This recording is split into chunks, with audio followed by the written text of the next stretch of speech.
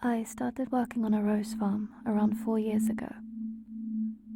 My brother turned me onto an opening, and my Aunt Lily and I were hired on the spot, given our different backgrounds in horticulture.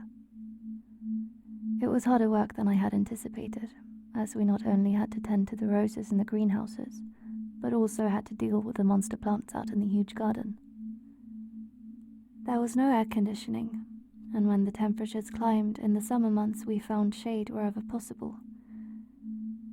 There were plenty of trees and storage buildings, and some of the climbing roses had grown so dense that during breaks we would sometimes sit along the pathway they had grown over.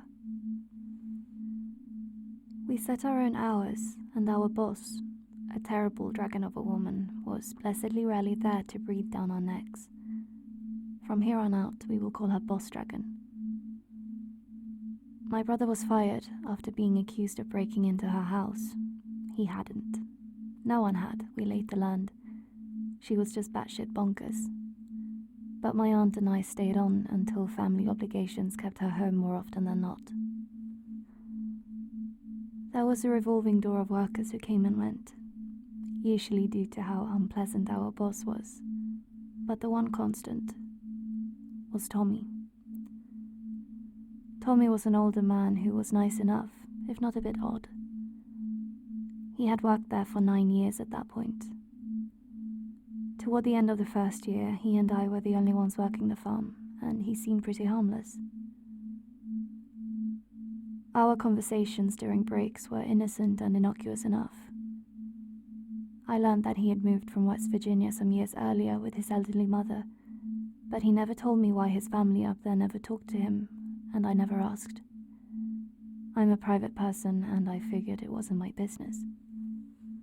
But as time went by, things began steering straight into Creepy Town. Tommy would ask about my boyfriend, ask weird shit like if we ever kissed, if we shared a bed together, if we were getting married.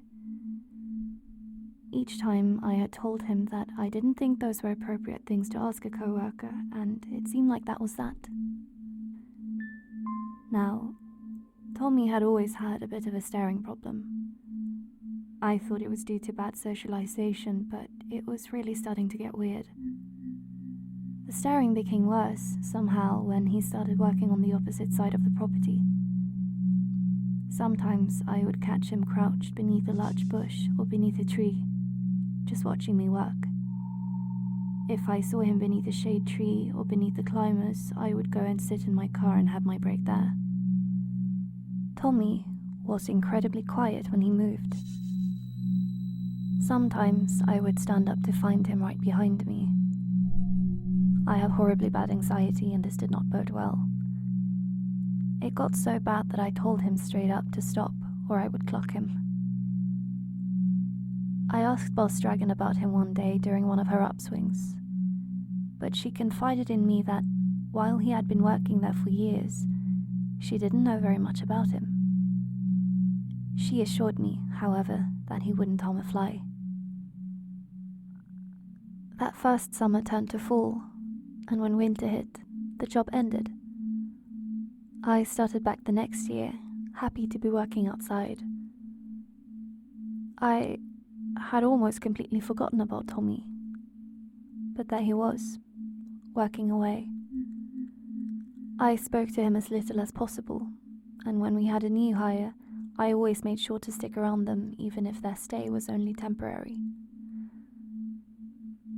During Lily's sporadic work days, I would stay glued to her hip, but there were still days, too many, where I was alone with Tommy. One day, while weeding around a rose bush, I stepped into a nest of yellow jackets. I went straight to Boss Dragon's house, where her now ex-husband Steve, a dearly sweet man who I now consider one of my best friends, gave me Benadryl, watched me to make sure I wasn't allergic with EpiPen in hand, and offered me a place to sleep it off in their guest room. When I decided to go home, Boss Dragon had told me follow me in the work truck in case something happened. I wish I had put my foot down and said no, but if you've ever angered a bunch of yellow jackets, you know how much their stings hurt. I wanted to get home before the Benadryl kicked in and made me go to sleep. I didn't realize that gave Tommy the perfect opportunity to know where I lived. How he learned about where my aunt lived, however, is still a mystery. Now, I visited Lily a lot since she lived maybe 5 minutes from me. Next to her was a public park where people were always coming and going. One day, I get a call saying that Tommy had been standing in the path that led into the park. And when she asked him what he was doing, he told her that he knew I visited often, and he had hoped to see me. My aunt is a bit of a badass, and told him to stop being creepy and to go away. It was public property, however, and Tommy could do whatever he wanted. What made it extra creepy is that Tommy didn't drive. That the work truck was allowed to even leave the property was a rarity, and Tommy, I learned later, had lost his license years before because of a DWI. So he had ridden his bike from his trailer near the Rose Farm, nearly 20 miles to the park next to Lily's house. I told Boss Dragon and she shrugged it off, but revealed to me that he often rode into my town and had even been in my subdevelopment, because he had told her that one day I wasn't at home. He said I was always either at home or at my aunt's. It slowly dawned on me what was happening. He was stalking me. Boss Dragon said she would handle it, even gave me a hug. She didn't do anything though, and I will never forgive her for that. Very little scares me. I'm a tomboy who grew up in the country. Tommy, though smallish and in his 50s, scared me. I would see him in town or at the intersection by my housing development, just standing and staring as if he was waiting. I quit my job soon after and thought that was that. I grew paranoid. I would sit on my front stoop with a baseball bat for hours on end, just waiting for him to come up, but he never did. He did most of his stalking when he knew I wouldn't see him. He was sneaky. That scared me the most. Soon after I quit, one of my wheels came loose from my car, and I'm lucky that I work excellent in a crisis because if I had not pulled over, the tire would have liberated itself from my back bumper where it was stuck, and I don't even want to know what would have happened. He continued, stalking the park, stalking my neighborhood. I gave my neighbors a heads up. Lily grew increasingly tired of coming out in her yard, only to see him standing in the park's path, staring, with the cigarette perched between his lips, waiting. Driving past the Rose Farm one day, she saw Tommy standing by the old farm truck. Lily stopped, threw her car into reverse, and swerved into the parking lot. She got out of the car and started asking him questions which he would not answer. She became so mad, my little spitfire of an aunt, that she kicked the side of the truck hard enough to dent it to keep from kicking him. That was enough to get him to answer the next question. She asked him if he really believed that he and I were in a relationship. He said yes. I had never done anything to lead this man on. Against her better judgment, she threatened him, but honestly, I love her for that. It bought me a few weeks of peace. I returned to the Rose Farm with my aunt and boyfriend to get our things eventually. Coolers and tools that we used because Boss Dragon was too cheap to buy the tools required for the job. Tommy was walking along the road, staring, and when my aunt told him to keep walking, he crossed the street and crouched down in the trees and just kept staring and smoking his cigarette. Lily called the cops. The officer came, a very nice young man, and his presence sent Tommy running off through the woods. I told him what was up, and he told me that if he tried anything, to get a restraining order. Then he went to speak with Tommy at his trailer. After that, the phone calls began. I don't know how he got my number. To this day, I wonder if Boss Dragon gave it to him. At first, I would tell him to fuck off, and he would say creepy shit like how he would never hurt me. So I started to ignore him. He texted me things about how much he loved me, grew irate when I didn't answer. He even told me to erase the text from my phone.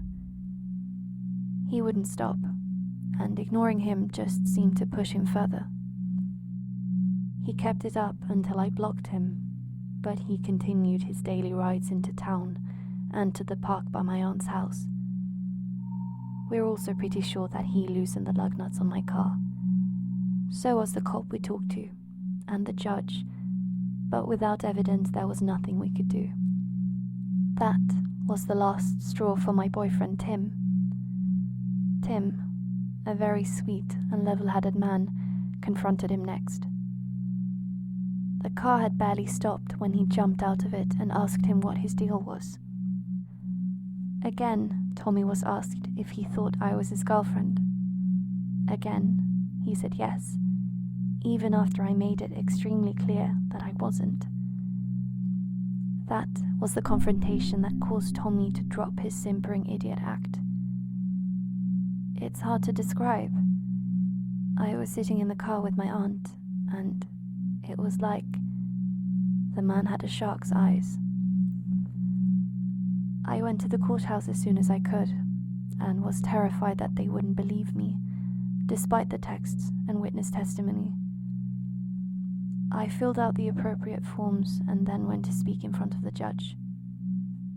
I watched other people go up, give their stories, and quite a few of them were sent home empty-handed.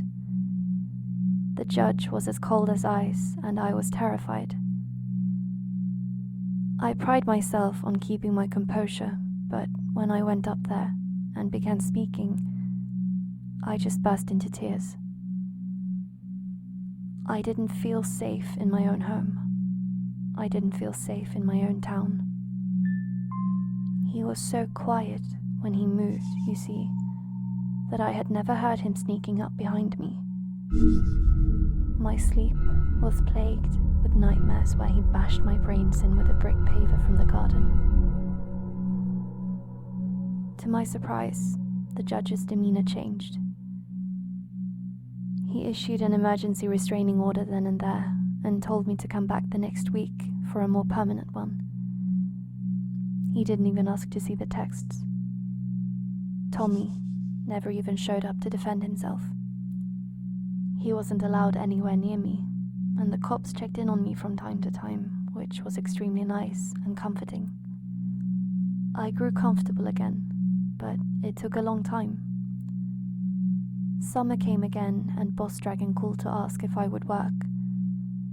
The thing was, she wouldn't fire Tommy. When she eventually fired him, I still said no thanks, and later learned that he had pulled the same shit on an employee years before, and she had done nothing. When Boss Dragon eventually abandoned him, my aunt, my boyfriend, and I grew close to her ex-husband, and he told us that his wife had never even mentioned to him what was going on. Since the Rose Farm was her baby and he was a doctor with insane hours, Steve had no real way of knowing. We didn't talk to him, rarely saw him when we worked there. He was absolutely mortified and apologetic. With Tommy gone, he surprisingly stuck to the rules of the restraining order. We worked for the ex-husband for a year to help him close the Rose Farm down. I also found out that Tommy had gotten into trouble in West Virginia for sexual assault, and that was why he had moved down here. So here's to you, Tommy, you goddamn creep. Let us never meet again.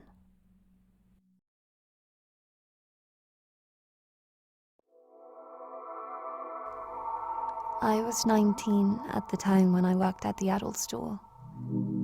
Not wanting to give too much information out, I'll just call it the Spot for now.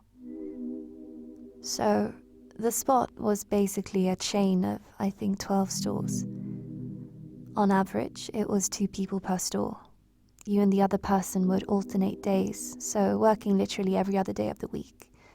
9:30 a.m. to midnight, all day by yourself. I didn't mind though. I kept myself busy, and I brought a taser with me, just in case. It was around 11:30 p.m. when I heard the basic beep notifying me someone has opened the door. When I looked up from the register to greet my rather late guest, a nauseating smell began to slowly creep up my nostrils. It was a weird, strong concoction of BO, a barn with probably way too many animals in it, and a hint of something very old and rotten. His choice of clothing rather complemented the smell. Those horrendously dirty boots started to flake bits of dried mud on my recently cleaned floor. Faded jeans, just as bad as the boots, caked with dried mud up to the knee. His red button-down flannel covered in dark stains was tucked in, clearly being the obvious gentleman that he was. His freckled face and sandy blonde hair were surprisingly clean though, like he just showered and put all of his dirty clothes back on. "Hello, welcome to the spot. Is there anything in particular you're looking for this evening?" I greeted with a fake smile, trying not to look bothered by the god-awful smell. He smiled and stated that he needed bed restraints and wanted to browse our selection of toys that would satisfy a more sadistic pleasure, flashing me another smile, this one being a bit bigger. I heard weird comments like that all the time, so I wasn't bothered. At least, not yet.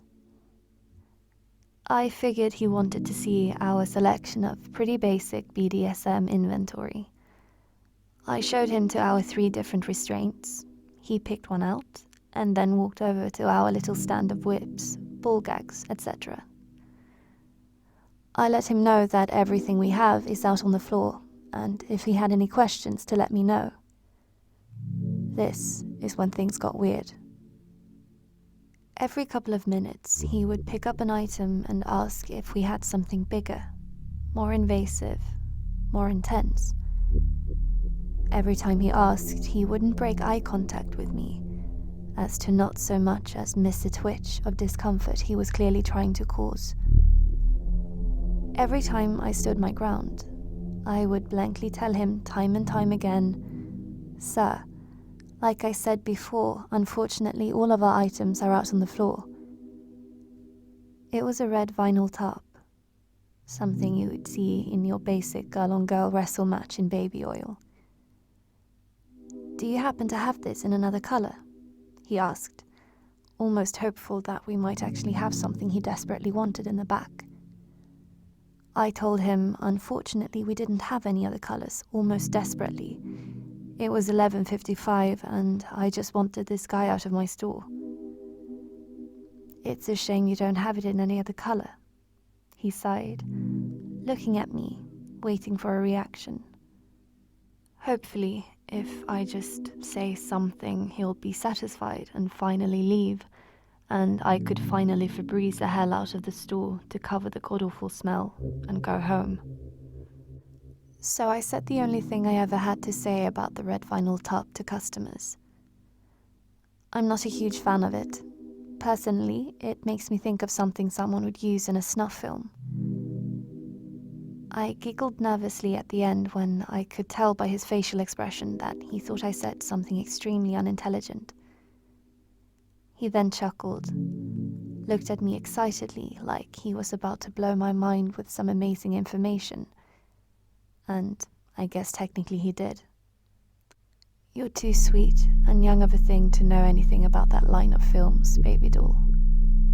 But I'll be upfront with you about something.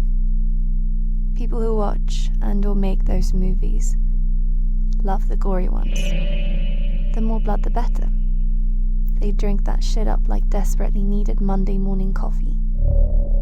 So a red top simply wouldn't find its way in that film industry. the blood would just fade into the floor as the light fades out of the star of the movie's eyes.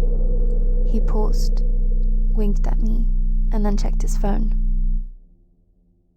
I just stood there, completely frozen, trying to wrap my head around what exactly I just heard. When I had not even another second to think, he gasped, "I'm sorry. It's 12:02. You need to close. I'm ready to go." He made a quick dash to the register. I just instinctually followed, logging into the register to complete a transaction. I handed him his bag and his receipts when he decided to take a step back and looked me up and down. Looking rather pleased, he asked how far in I plan on going into the adult entertainment business. I said I was just interested in selling toys and that was as far as I intended. He frowned slightly. "It's a shame. You would be a hit as the star in the upcoming film I'm producing." I laughed nervously and said I wasn't interested and he had better start searching for someone else. He chuckled. "Oh, I'll come back for you, baby doll. I don't just let pretty young things like you out of my grasp. I'll be seeing you again." And with that, he slipped out of the door, with me soon quickly behind to lock it. I stood there for a couple minutes, my hand never leaving the lock. My thoughts filling my head to capacity, I began to think of reasons for why he had the dark stains on his shirt and smelled so terrible. Thinking of the smell made me realize it still reeked in here. I hastily closed down the register, scanned the empty parking lot before unlocking the door, taser in one hand and keys in the other. I got to my car safely and made it home. I worked there for a couple more months and he never did come back in, so let's not meet.